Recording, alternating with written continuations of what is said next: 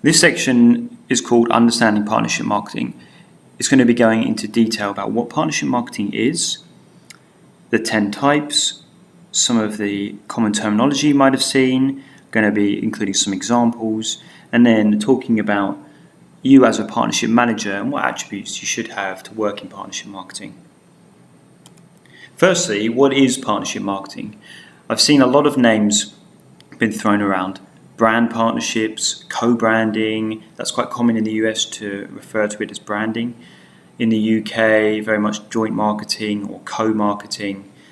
But I think the most common name and the one that we're seeing at the forefront right now is partnership marketing.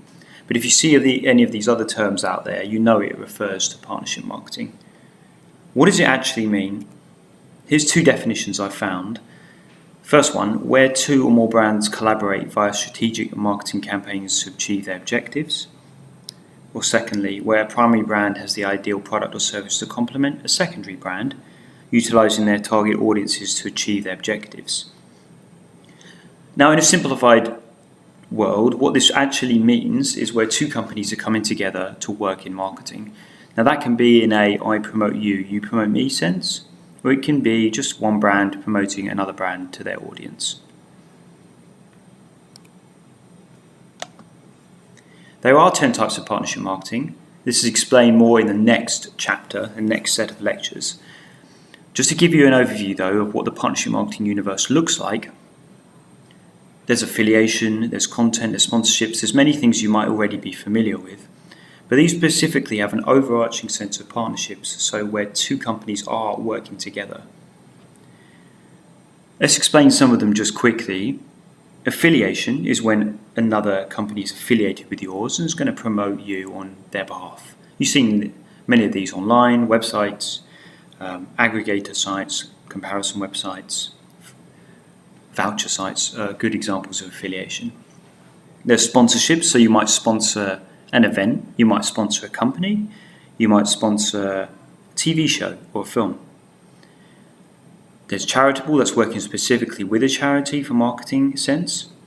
Product placement is where you're going to place your product in front of others, specifically in a film or perhaps using influencers.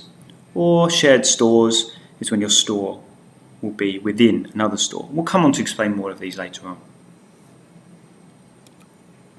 There is some common terminology. Many of you out there may have seen these used on a lot of ads or billboards. In partnership with, supported by, we've got trusted by, and here's loads of examples of those.